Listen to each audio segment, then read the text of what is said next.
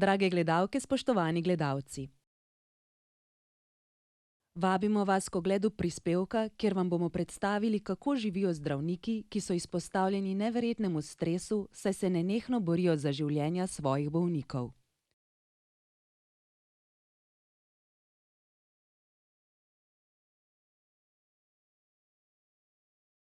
Obiskali smo Center za intenzivno interno medicino Univerzitetnega kliničnega centra Ljubljana, kjer oskrbujejo najtežje bolnike v Sloveniji.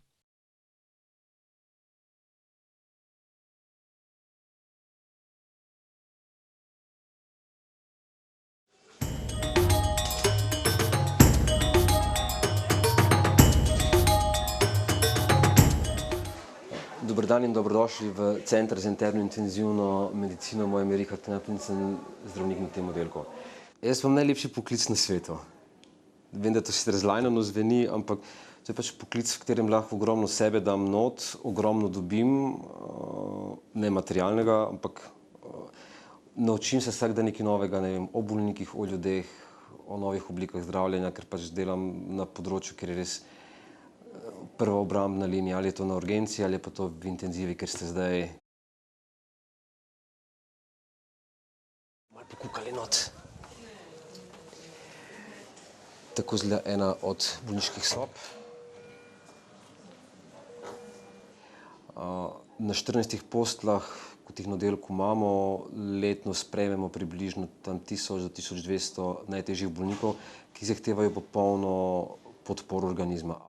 To je del bolnišnice, kjer se sprejmejo najbolj bolani bolniki, ki rabijo neprestan nadzor zdravnika in medicinske sestre in aparature in zdravila, ki jih ohranjajo pri življenju.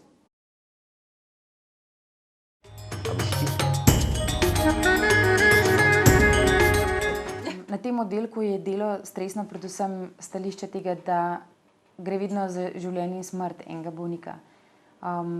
Bolj je stresno takrat, kadar je nekdo zelo hudo ogrožen, kadar si ti v stiski časovni ali pa da ne veš, kaj z enim bolnikom je, pa mu grozi eno hudo poslabšanje. Včasih je pa tudi lepo, ko vidiš, da se te bolniki, ki so bili zelo hudo bolni, ko pridejo na naš oddelek, popravijo, ko jim lahko odstranimo vse te cevke pa aparat za umetno dihanje in se popravijo in grejo lahko na druge oddelke.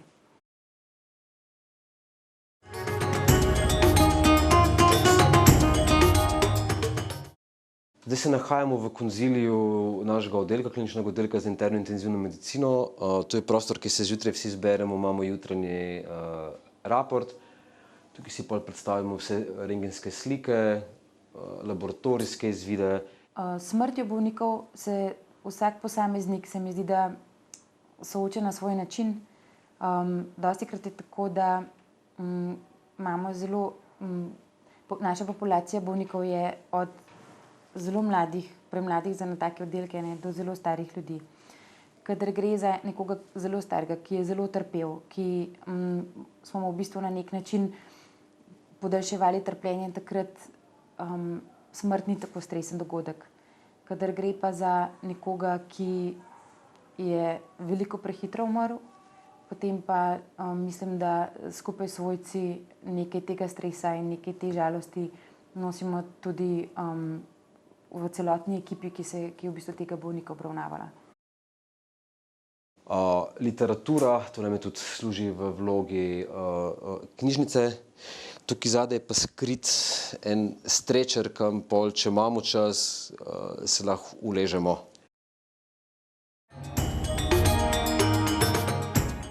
Kar se pa samega spanca tiče, je pa tako, ne. Dobra stvar te službe je, da pol, ko si doma, lahko zaspiš podnevi, ponoči, na kavču, na fotelju, na postelji. Ni več tistega optimalnih pogojev za spanje. Dejansko se uležeš in spiš. Smo pa vsi kronično neprespani, ampak smo se nekako naučili s tem delati. Čisto enostavno, če sem recimo v soboto dežuren in če v petek zvečer gremo kam ven, absolutno ni nobenega alkohola. In ta žur mora končati vse zame pred polnočjo, ker jaz se moram naspati. Naslednji dan jaz ne morem iti ves mačkast v službo. Prav poklic je zaradi tega, ker je združena ena dobra mera tega, da lahko ti na nek način raziskuješ, da najdeš, kaj tega bolnika muči, kaj je v bistvu njegova diagnoza, potem mu pa pomagaš. In ko včasih se pač stvar tudi tragično konča, ampak se mi zdi, da je pri nas zmeraj treba gledati na pozitiven način, v smislu tega, da se zelo veselimo tem ljudem, za te ljudi, ki jim lahko pomagamo in ki se jim stanje to popravi in se v bistvu ohrani tudi kvalitete življenja, in da tudi smrt ni zmeraj poraz, v smislu tega, da bi se zmeraj morali grozno sekirati, ker pač konec koncev vsi bomo enkrat umrli, ne? Ampak da v bistvu gledamo res tudi zelo ne samo na podaljševanje življenja, ampak predvsem na podaljševanje kvalitetnega življenja tem bolnikom.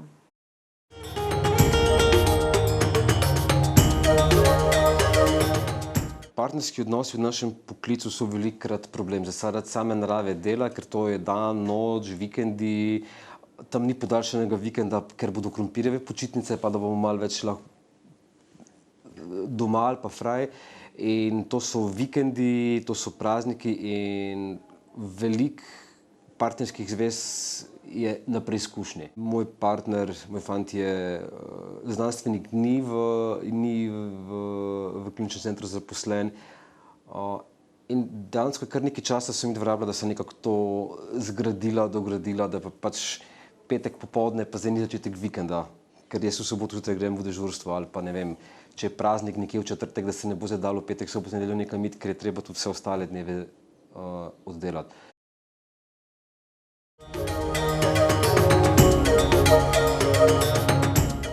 Isto težave imajo sestre, ker delajo troizmensko. Tako da, kar se tega tiče, smo na preizkušnji in je nehvaležno, predvsem zaradi naših družin.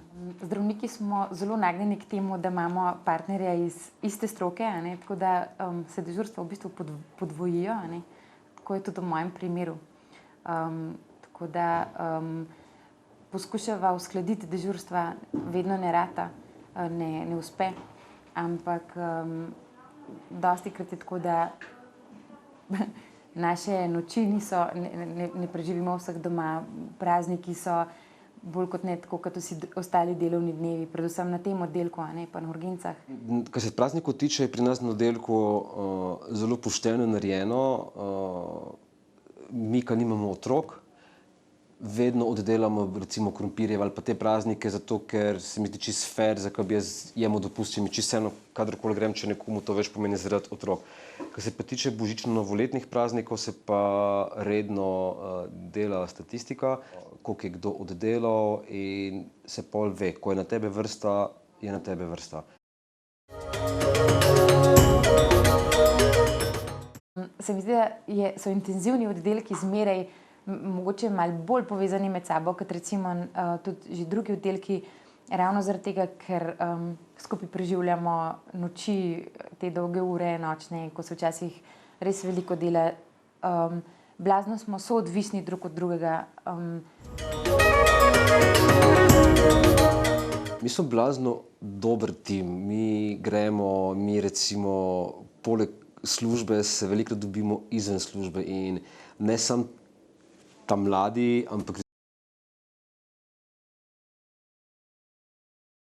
večkrat dobili recimo na Kuhančku v Stari Ljubljani, čez poletje se dobimo na Margaritah v Penjasu, imamo piknik poleti. Ogromno časa preživimo tukaj in se vsi zelo dobro poznamo in se marsikdaj dobimo tudi zunaj. Je ful zanimivo, ko nas vsi vprašajo, a vam ni dovolj medicine. Takrat se ne pogovarjajo o medicini, takrat se pogovarjajo, ne vem, o kuhinji, o mačkah, o psih, o športu. Znamo čisto odmisliti, pa da službeno stran pa se ful dobro imeti.